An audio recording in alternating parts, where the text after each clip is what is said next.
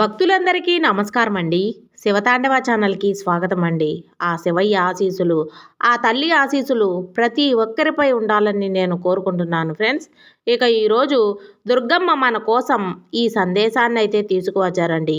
ఈ వీడియో మీరు first time చూస్తుంటే ప్లీజ్ లైక్ చేయండి, షేర్ చేయండి, సబ్స్క్రైబ్ చేయండి ఫ్రెండ్స్. ఈరోజు దుర్గమ్మ అందించేటువంటి సందేశం ఏమిటంటే, బిడ్డా చాలా ఎక్కువగా నువ్వు ఆలోచిస్తున్నావు తల్లి. నీ ఆలోచన అంతా కూడా నువ్వు దేని గురించి అయితే తెగ బాధపడుతున్నావో, దేని గురించి అయితే నువ్వు నా దగ్గర ఒక కోరిక కోరావో, ఆ కోరిక జరగడం లేదనే కదా మరి ఇప్పుడే నన్ను తాకు. ఒక నిజం చెప్తాను తల్లి. ఈరోజు శుభం జరిగేలాగా నువ్వు సిద్ధంగా ఉంటావు అనుకుంటున్నాను. మరి దుర్గమ్మ సందేశంలో పరమార్థం ఏమిటో మనం తప్పకుండా తెలుసుకుందామండి. బిడ్డా, ప్రతి ఒక్క సమస్య గురించి బాధపడుతున్నావు. నా సమస్య ఎప్పుడు తీరుతుందా, ఎప్పుడు తీరుతుందా అని ప్రతిరోజు కూడా ఎదురు చూస్తూనే ఉన్నావు. నీ కోరికలు నెరవేరాలన్నా, నీ ప్రతి సమస్య తీరాలన్నా ఈ క్షణమే, ఇప్పుడే ఈ దుర్గమ్మను తాకి ఈరోజు సకల శుభాలు కలిగేలా దుర్గమ్మ చేస్తుంది అని దుర్గమ్మ ఈరోజు సందేశం పంపారండి. నువ్వు కోరింది దొరకటం లేదని ప్రతి క్షణం కూడా ఆలోచిస్తూనే ఉన్నావు కదా, ఎప్పుడు బాధపడుతూనే ఉన్నావు. ప్రతి నిమిషం చాలా అంటే చాలా నేను గమనిస్తూనే ఉన్నాను. అయితే నీ బాధను చూస్తూ ఉంటే నేను కూడా తట్టుకోలేకపోతున్నాను బిడ్డ. నువ్వు కేవలం జీవితంలో గెలవలేక ఓడిపోతూ ఉన్నావు అని చెప్పేసి అనుకుంటున్నావు. కానీ నిజానికి నీది ఓటమి కాదు, నిజమైనటువంటి గెలుపు నీది. నువ్వు అనుకుంటున్నావు, దుర్గమ్మ నేను ఏదైనా కానీ ఒకటి సాధించాలి అని అనుకునే లోపే అది వెనక్కి వెళ్ళిపోతుంది. నేను ఎంతగా పోరాడుతూ ఉన్నా కానీ ఆ పోరాటానికి అర్థం లేకుండా పోతుంది. నన్ను ఇలా ప్రతిసారి కూడా నువ్వు నేను ఏదైనా అనుకున్నప్పుడు దాన్ని జరగకుండా చేయటం వల్ల నాకు ఇంకాస్త ఎక్కువగా నిరాశ మిగులుతుంది అని అన్నీ కూడా నాకు వ్యతిరేకంగానే జరిగేలా చూస్తున్నావు. చాలా అంటే చాలా కష్టాలను, సమస్యలను నాకు ఎదురు వచ్చేలా చేస్తున్నావు. ఏంటి దుర్గమ్మ ఇది? నిన్నే నమ్ముకొని ఉన్నాను కదా, మరి ప్రతి క్షణం ఏంటి దుర్గమ్మ నాకు ఈ బాధలని చెప్పి అడుగుతూ ఉన్నావు కదా తల్లి. చూడు బిడ్డా, నీది నిజంగా చెప్పాలంటే అసలు అపజయం కానే కాదు, నిజమైనటువంటి గెలుపు నీదే. నువ్వు ధైర్యాన్ని కలిగి ఉండు. కాసేపు నేను చెప్పే మాటల్ని ఆలకించు. మనస్ఫూర్తిగా కాసేపు నీ ఆలోచనలన్నీ కూడా పక్కన పెట్టు. ఇప్పటి వరకు నీ కోరిక తీరుతుందా లేదా, ఎప్పుడు కష్టాలను నేను ఎదుర్కొని నిలబడతానా, ఈ కష్టాలతో నేను ఎప్పుడూ కూడా సతమతమైపోతూ ఉంటే దుర్గమ్మ ఎందుకు అలా చూస్తున్నావు అని సమాధానం చెప్పకుండా ఎందుకు అలా నిలబడిపోయావు అని చెప్పేసి అనుకుంటున్నావు కదా తల్లి. పరిష్కారం నేను చూపించడం లేదా, ఎన్ని సమస్యలను నేను బయటకు తీసుకువచ్చాను ఒక్కసారి అవన్నీ కూడా నువ్వు గుర్తు చేసుకో.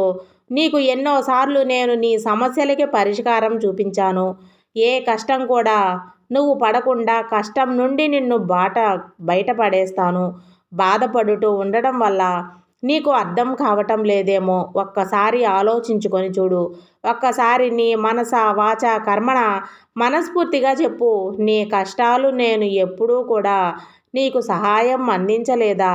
అలాగే నీకు ఏదైనా అత్యవసరమైనటువంటి పరిస్థితుల్లో కూడా నేను ఎప్పుడూ నీతో నీతో నేనే ఉన్నాను అని చెప్పి ప్రతి క్షణం నీ అంతరాత్మకు గుర్తు చేయలేదా?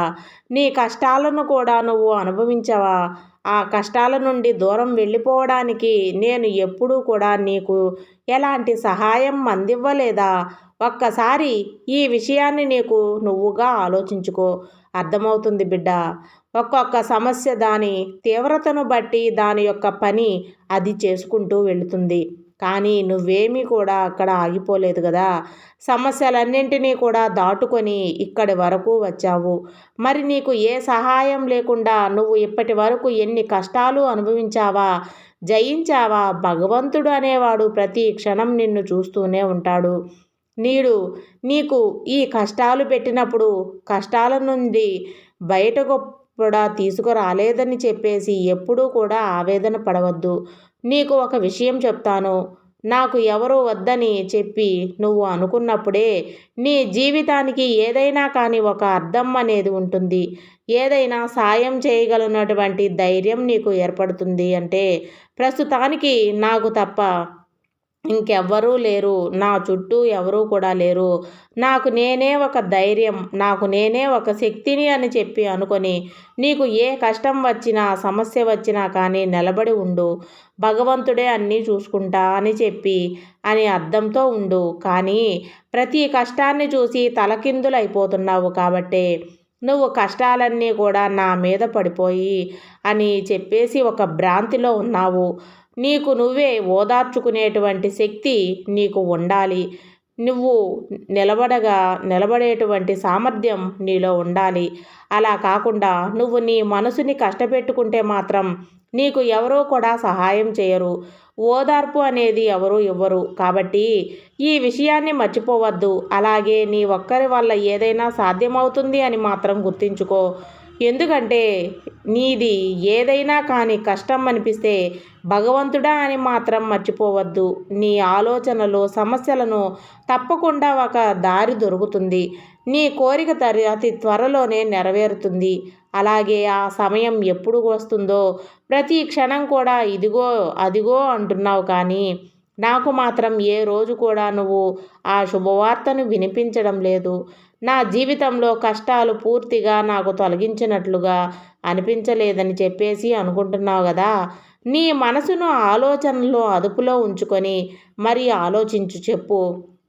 నీకు ఎప్పుడూ కూడా కష్ట సమయంలో ఈ దుర్గమ్మ తోడుగా ఉండి చెయ్యి అందించింది. అలాగే నీ ప్రతి కోరిక నెరవేర్చింది. ఏదో ఒక కోరిక తీరినప్పుడు కాస్త దానికి ఆలస్యమైనప్పుడు నీకు నువ్వుగా ఇలా దుఃఖం చివరితనంలో ఆలోచిస్తూ నిరాశ గురవ్వడం చాలా తప్పు. అన్నీ కూడా అనుకుంటే అది జీవితం అయిపోదు. ప్రతి క్షణం నీకు ఎదురైనటువంటి ప్రతి ఒక్కటి కూడా అది మధురానుభూతిగా చెందాలి. ఏ సమస్యనైనా కానీ సంతోషంగా ఎదురు చూసే శక్తి నీలో ఉండాలి. అప్పుడే నువ్వు వెళ్ళేటువంటి దారి అంతా కూడా పూల బాటలా నీకు అనిపిస్తుంది. అలాగే ఎప్పుడైనా కానీ నీకు కష్టం అనిపిస్తే ఈ దుర్గమ్మ నీకు అన్ని వేళలా కూడా సహాయం చేస్తుంది, చేస్తూనే ఉంటుంది అని గుర్తుంచుకో. నా మాటలు నువ్వు ఒక్కసారి బాగా గుర్తు చేసుకో. నేను ఎందుకు ఇలా చెప్తున్నానంటే నీ కష్టాలు అనేవి తప్పకుండా తీరిపోతాయి, తీరిపోతూనే ఉన్నాయి. కొంచెం అటు ఇటుగా కొన్ని కష్టాలు సమస్యలు అనేవి ఉన్నాయి. అవి ఎప్పుడూ కూడా నీతోనే కాదు నీ చుట్టూ ఉన్న వారితో కూడా ఉంటూనే ఉంటాయి. ఈ జీవన చక్రంలో కష్ట సుఖాలు అనేవి సర్వసాధారణమని నీకు తెలియదా తల్లి? మరి దేని గురించి అంతగా భయపడుతున్నావు తల్లి? ఇదండి దుర్గమ్మ చెప్పే సందేశం.